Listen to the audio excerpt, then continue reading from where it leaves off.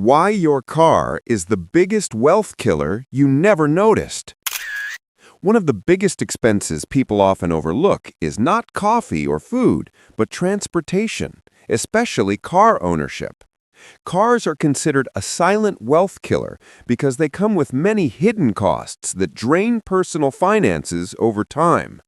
These costs include depreciation, fuel, insurance, registration fees, maintenance, and loan interest. Depreciation is the most significant factor since a car starts losing value the moment it is driven off the lot. This means that the money spent on purchasing a vehicle is tied to an asset that continually decreases in value. On top of this, fuel expenses accumulate month after month, while insurance premiums remain a constant financial burden. Annual fees and taxes also add up, and repairs or regular maintenance can surprise owners with sudden large bills. If the car is financed, high interest rates further increase the total cost of ownership. The numbers reveal the true weight of car ownership. According to AAA, the average cost to own and operate a vehicle in 2022 reached $10,728 per year. Even an economical option, such as a 2018 Honda Civic, still costs almost $44,000 over 5 years, which averages out to nearly $8,800 annually. These figures highlight how cars silently erode wealth over time.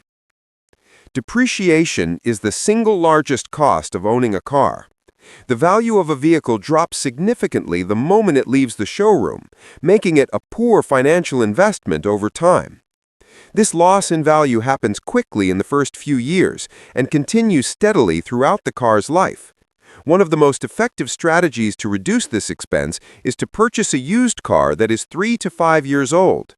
At this point, the steepest depreciation has already occurred, but the vehicle is still relatively new and reliable.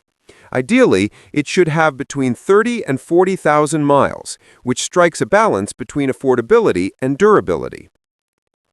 Taxes and registration fees are another unavoidable cost that comes with car ownership.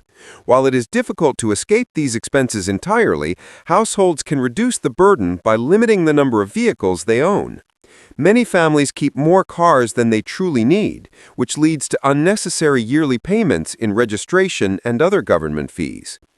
Financing costs also play a major role in the total expense of owning a car. With rising interest rates, loan payments are becoming increasingly expensive. For individuals with poor credit scores, the interest can be especially high. In such cases, it is often wiser to avoid financing altogether and consider purchasing a more affordable used vehicle. Fuel is another major ongoing cost of owning a car, averaging around $200 per month for many drivers. While this may not seem overwhelming at first, it adds up to thousands of dollars every year.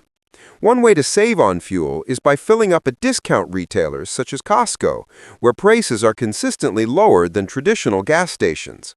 Another long-term solution could be switching to an electric vehicle, though the current high purchase prices make this option less practical for most households today. Insurance is also a significant expense that many people treat as fixed, but in reality, it can be reduced. A useful strategy is to call your insurance company every year to ask for better rates or to shop around and compare different providers. Insurance companies are highly competitive, and simply switching providers can result in noticeable savings without sacrificing coverage. Maintenance and repair costs are another area where owners often overspend.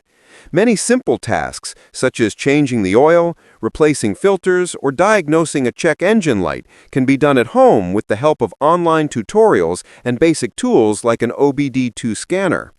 By learning to handle these small jobs yourself, you can save tens of thousands of dollars over your lifetime of car ownership.